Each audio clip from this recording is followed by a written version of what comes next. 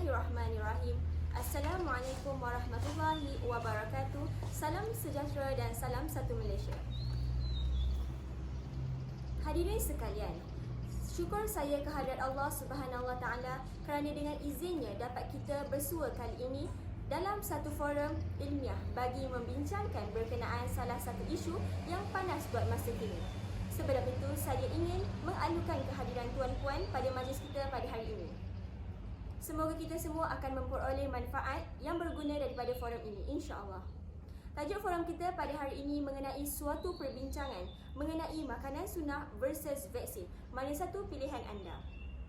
Sebagai pembuka bicara, izinkan saya menyampaikan serangkap pantun. Pergi ke Ipoh membawa ketupat, membawa bersama keropok roka. Teknologi maklumat banyak manfaat. Mari bincangkan buruk baiknya. Sebelum kata bersulam bicara, sebelum ilmu menusuk di dada. Kata orang tak kenal maka tak cinta. Tanpa melengahkan masa lagi, saya ingin memperkenalkan 3 orang ahli panel yang tidak asing lagi. Ahli panel yang pertama iaitu Saudara Muhammad Fahad. Saudara Muhammad Fahad merupakan pelajar ijazah sarjana muda dalam bidang syariah. Selamat datang saya ucapkan, Encik. Terima kasih. Seterusnya ahli panel kedua iaitu Saudari Nurjihan Nadira. Selamat datang saya ucapkan, Cik. Terima kasih. Dan di hujung sana Saudara Syahir Fikri. Saudara Syahir Fikri merupakan pelajar ijazah sarjana muda dalam bidang usuluddin. Selamat datang saya ucapkan, Cik. Terima kasih. Baiklah, sebelum kita pergi dengan lebih jauh, izinkan saya menerangkan terlebih dahulu berkaitan tajuk forum kita pada hari ini. Seperti yang kita semua tahu, negara kita telah dilanda dengan wabak pandemik COVID-19, di mana ianya memaksa masyarakat untuk menjalani norma baharu. Jadi, pada hari ini kita akan membincangkan sejauh manakah keberkesanan vaksin dan makanan sunnah dalam menangani wabak ini. Jadi, sebagai pembuka forum kita pada hari ini, saya ingin menerangkan serba sedikit mengenai COVID-19. Baiklah, apa yang kita fahami, COVID-19 ini adalah penyakit yang disebabkan oleh coronavirus yang disebut SARS-CoV-2, Acute Respiratory Syndrome Coronavirus 2. WHO pertama kali mengetahui mengenai virus baru ini pada Disember 2019 di Wuhan, Republik Rakyat China. Hadirin sekalian, sememangnya kita akui wabak ini sangat bahaya jika tidak dibendung di tahap awal. Persoalan saya kepada Saudara Muhammad Fahad, apakah yang dimaksudkan oleh makanan sunnah dan berikan contoh sedikit. Baiklah. Okay. Terima kasih pada saudari moderator kita. Assalamualaikum warahmatullahi wabarakatuh. Cantik tempat hari ini ya. Okey, sebelum kita pergi kepada apa itu makanan sunnah, kita kena tahu dulu sunnah tu apa dia. Okey, sunnah ni kita boleh definisikan dia sebagai perbuatan atau kelakuan, percakapan, akhlak ataupun kejadian fizikal lah yang dialami oleh Nabi Muhammad SAW. Daripada 4 komponen ni mengandungi satu subtopik yang akan kita bincangkan hari ini berdasarkan tajuk kita pasal makanan. Okey, jadi antara makanan sunnah yang Nabi makan ataupun yang Nabi suka makan ni antaranya ialah buah tin, buah zaitun, habatus sauda, susu, apa lagi? Mungkin saya ada tambahan kurma. Kurma. Ya, kurma. Okey. Itu contoh makanan sunnah. Okey. Dan satu lagi, mungkin ramai yang belum tahu makanan sunnah ni antaranya ialah labu. Okey, ada satu hadis yang menyatakan riwayat Imam Muslim. Okey, hadisnya berbunyi begini. Anas berkata, maka lihat Nabi SAW mencari-cari sayur labu di dalam bekas makanan ataupun talam, maka sejak hari tersebut aku pun menyukai memakan labu. Okey. Di sini hadis ini dia menunjukkan ataupun dia menyatakan yang satu hari dia nampak Nabi ini mencari sayur. Mungkin di depan rumah dia kan, atau di mana lah dia mencari sayur tu. Okey. Sayur yang dicari sayur labu. Lepas tu dia letak sayur tu dalam satu bekas, ataupun mungkin zaman dulu Nabi letak sayur tu di dalam talam. Okey. Jadi daripada hadis ni kita tahu bahawa Nabi pun makan labu. Okey. Maknanya di situ labu tu adalah makanan sunnah sebab dimakan oleh Nabi. Okey. Itulah definisi makanan sunnah. Terima kasih kepada panel pertama kita. Berdasarkan penerangan tadi, dapat kita lihat di sini bahawa segala perbuatan, segala makanan yang Nabi lakukan, yang Nabi makan itu dikira sunnah kerana dibuat oleh Nabi. Baiklah, tanpa melengahkan masa lagi, saya ingin mengajukan soalan kepada saudari Nur Jihan, iaitu selaku panel kedua kita. Apakah pula yang dimaksudkan dengan vaksin? Silakan Cik. Terima kasih kepada moderator, saudari Wan Azizah. Berbalik kepada soalan yang ditanyakan tadi, apakah maksud vaksin? Vaksin ni mengandungi antigen yang dalam dia, dalam vaksin tu mengandungi antigen yang diperolehi daripada sebahagian ataupun keseluruhan struktur virus atau bakteria yang telah dilemahkan atau dimatikan. Dalam antigen dalam vaksin ni dia berfungsi sebagai sistem daya lawan jangkitan penyakit yang khusus. Yang khusus maksudnya penyakit yang sekarang yang khusus adalah COVID-19. Okey.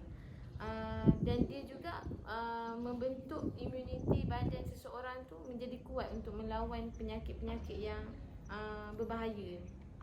Okey, pada hari ini kebanyakannya vaksin digabungkan dalam satu suntikan saja.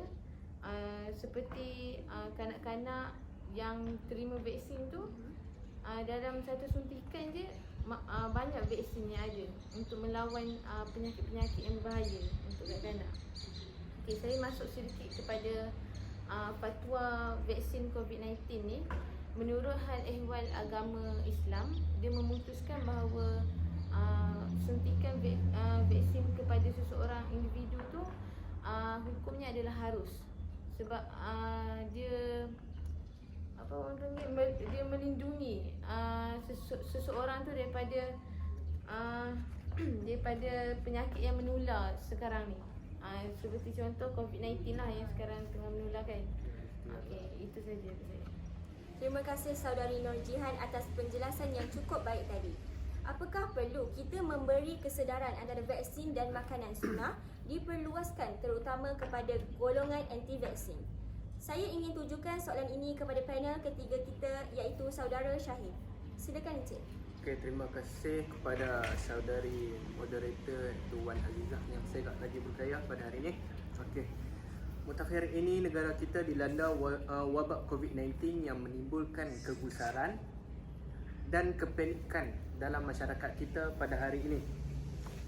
Masyarakat juga disarankan untuk mengamalkan langkah pencegahan seperti kebersihan diri dan vaksin. Namun terdapat segelintir masyarakat berpandangan tiada kepentingan dalam pengambilan vaksin sama ada sebagai langkah pencegahan ataupun tindakan rawatan selepas dijangkiti. Golongan ini mempunyai persepsi bahawa amalan makanan sunnah mampu mengelakkan gejala penyakit terus merebak tanpa divaksin. Okey, tidak dinafikan juga bahawa makanan sunnah ini mempunyai banyak kelebihan yang kita sedia maklum. Contohnya seperti kurma yang mempunyai vitamin C yang boleh dijadikan sebagai imunisasi badan kita terutamanya lah. Namun apakah dengan diet dan pemakanan sunnah ini mampu mencegah dan merawat wabak ini? Okey. Dengan adanya persepsi orang seperti ini boleh menyebabkan keengganan para pesakit menjalani rawatan pemulihan dan menyebabkan sesetengah para pesakit ini melengahkan proses mendapatkan bantuan daripada doktor yang bertauliah. Dan mereka juga menganggap makanan sunnah ini lebih selamat dan boleh digantikan sebagai ubat moden lah. Ya, sebaiknya fikiran macam ni kita perlulah dijauhkan supaya tidak mengganggu pemikiran kita untuk mendekati dengan ubat-ubatan moden ni, ya. Dengan mengamalkan sunnah bukan hanya tertakluk kepada makanan sunnah sahaja. Sekiranya ubatan moden menepati prinsip maslahah Juga dianggap sunnah sebab semangat asalnya itu untuk kemanfaatan dan menolak kemudaratan seseorang itu. Dan antara makanan sunnah, antara sunnah Nabi yang disarankan oleh Nabi ni bukan pada makanan sajalah, sebab sunnah ni dia meluas, bukan saja pada makanan tapi juga pada ubat-ubatan dan sebagainya lah. Itu sajalah daripada saya. Baiklah, terima kasih Encik Syahir atas penjelasan yang cukup padat tadi. Mungkin Encik Muhammad Fahad ingin membuat sedikit penambahan berkaitan apakah pengambilan makanan sunnah lebih berupaya membantu umat Islam mengawal penyakit terutama COVID-19. Silakan Encik. Okey, pengambilan makanan sunnah untuk mengawal COVID-19 kan. Okey. Berdasarkan pembacaan saya daripada satu blog, saya lupa blog apa namanya, tapi pasal blog kesehatan yang meneliti berkenaan dengan makanan sunnah. Suka saya sebut di sini makanan sunnah yang saya mau ambil ni cuma satu contoh je lah, habatus sauda ataupun minyak habatus sauda. Okey, minyak habatus sauda ni ataupun nama saintifik dia Nigella sativa. Macam yang kita tahu, minyak habatus sauda ni diambil daripada biji buah tu, buah Nigella sativa. Okay.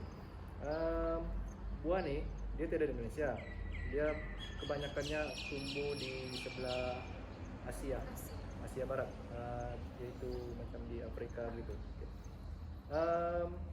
Dari pembacaan saya tu, saya mendapati ada satu dalam blog tu dia ada tulis ada satu university ataupun college di India. Nama college tu College Jawaharlal Nehru Medical College, India. Okay. Dia orang buat kajian di dalam buah habatus sauda ni, biji habatus sauda, minyak habatus sauda ni ada 3 komponen penting untuk merawat penyakit. Okay. Yang pertama thymol, yang kedua thymokinan, mungkin lah begitu sebutannya, saya kurang pastilah sebutan dia macam mana kan. Thymokinan saya bantai begitu je, thymokinan dalam kurungan TQ. Kemudian yang ketiga tetrohydrokinan, pun saya kurang pasti sebutan dia macam mana, dalam kurungan THQ. Okay. Mungkin ada yang lebih arif tentang sebutan, saya kurang arif pasal itu. Okay. 3 komponen ni berdasarkan kajian budak-budak daripada college university ataupun para profesor saintis daripada universiti itu kan, diorang kaji diorang mau kaji kekuatan habatus sauda berbanding dengan antibiotik biasa yang ada di mana, di hospital ataupun di pusat farmasi. Contohnya macam amoxicillin, gatiploxilin, maafkan saya, bukan gatiploxilin, gatiploxin mungkin begitulah sebutannya. Kemudian tetrahycilin, okay? Tetracycline, bukan tetrahycilin, tetracycline. Okay. Okay. Berdasarkan dorang punya kajian ni, kan tadi saya kata dorang mau kaji kekuatan minyak habatus sauda ni. Okay. Dorang mau kasih lawan minyak habatus sauda ni sama antibiotik biasa ni, lawan kuman jahat, super kuman. Istilahnya begitulah, dalam istilah perubatan tu ada, saya baca dalam blog ni dia kata super kuman. Okay. Berdasarkan dorang punya kajian ni, ada 144 jenis strain. Strain ni pun saya kurang pasti apa, mungkin kuman lah. Kuman. 97 jenis daripada 144 jenis strain yang dorang uji adalah berjaya dimatikan oleh minyak habatus sauda ni. Okay. Maka bakinya tu masih hidup, tapi jelas di sini dia menunjukkan yang 97 jenis kuman yang berjaya dibunuh ni adalah satu angka yang besar untuk kita jadikan kesimpulan bahawa habatus sauda ni sangat memberi kesan dalam perubatan. Okay. Berkenaan dengan COVID pula, kalau saya kurang tahu lah dia virus apa dan macam mana cara membunuh dia, tapi rasanya kita patut cuba habatus sauda ni untuk menangani masalah COVID terutama di Malaysia. Terima kasih, jawapan yang sangat mantap telah diberi oleh panel kita.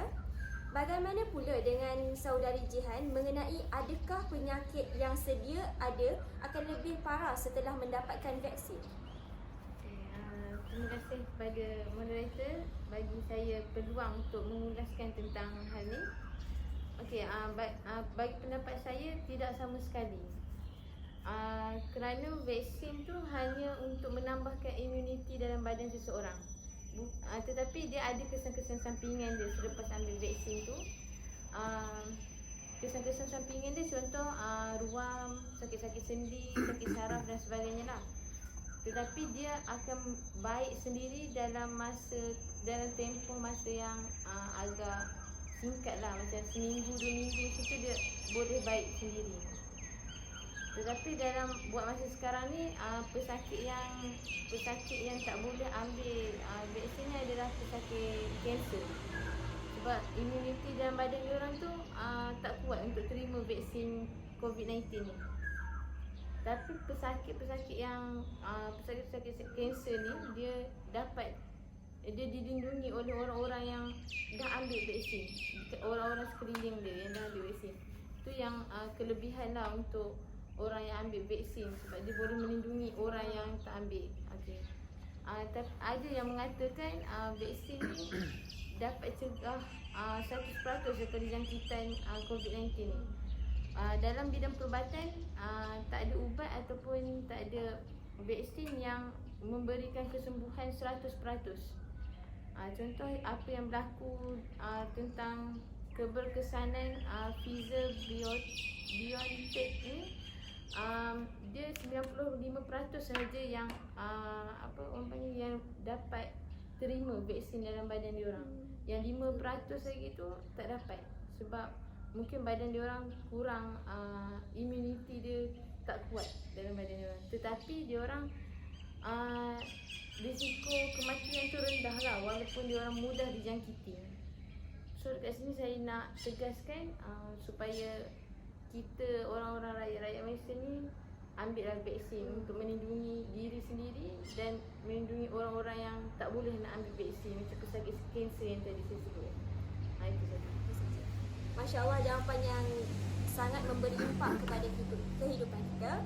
Bagi saudara Syahir pula yang mengambil kira bagi keberkesanan kedua-duanya, pendapat sama ada vaksin atau sunnah lebih baik. Soalan saya yang berbunyi, apakah kepentingan vaksin ini yang sepatutnya masyarakat faham? Okey, berkenaan dengan apa yang perlu masyarakat faham tentang vaksin ni adalah vaksin ni adalah salah satu bentuk ikhtiar dan kaedah yang terbukti melalui sains dan kajian dan dibina untuk mencegah, bukan untuk membunuh. Vaksin ini dihasilkan berlandaskan kajian supaya berkesan dan selamat untuk manusia, dan ianya adalah salah satu ikhtiar dan kaedah yang penting untuk mengekangkan penularan COVID-19 ini dan untuk mengembalikan rutin kehidupan normal seperti sedia kala.